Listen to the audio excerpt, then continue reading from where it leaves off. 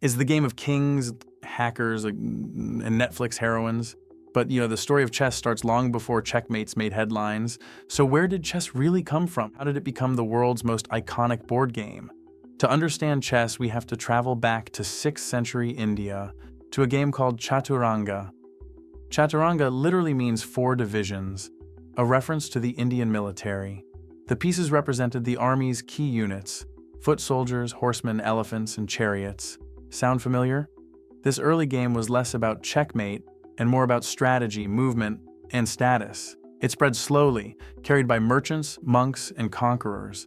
By the 7th century, chaturanga reached Persia and became shatranj. Persian scholars refined the rules and gave us a new word, shah, meaning king. Shah evolved into check and checkmate, from shah-mat, meaning the king is helpless.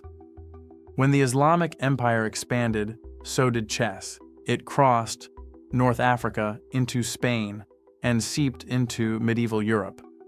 By the 11th century, it was popular among European nobility, and over time it evolved dramatically. The chess we know today, with powerful queens and fast bishops, didn't exist until the late 15th century. This version emerged in Spain and Italy. The queen, once a weak counselor, became the most powerful piece on the board, some say inspired by the rise of powerful female monarchs, like Princess Isabella of Castile.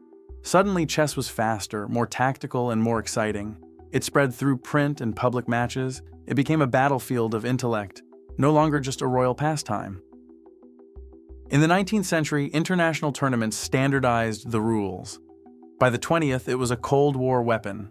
Chess was a matter of national pride, especially between the US and USSR. It also became a metaphor for politics, power, and precision. Today, chess is played by millions, online and offline. AI engines analyze every move, and thanks to streamers and series like The Queen's Gambit, it's having a cultural revival.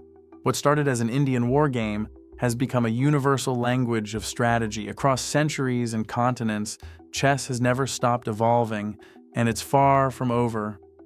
Because whether you're a grandmaster or just learning the rules, you're part of a 1,500-year-old legacy. Subscribe for more stories behind the games we play.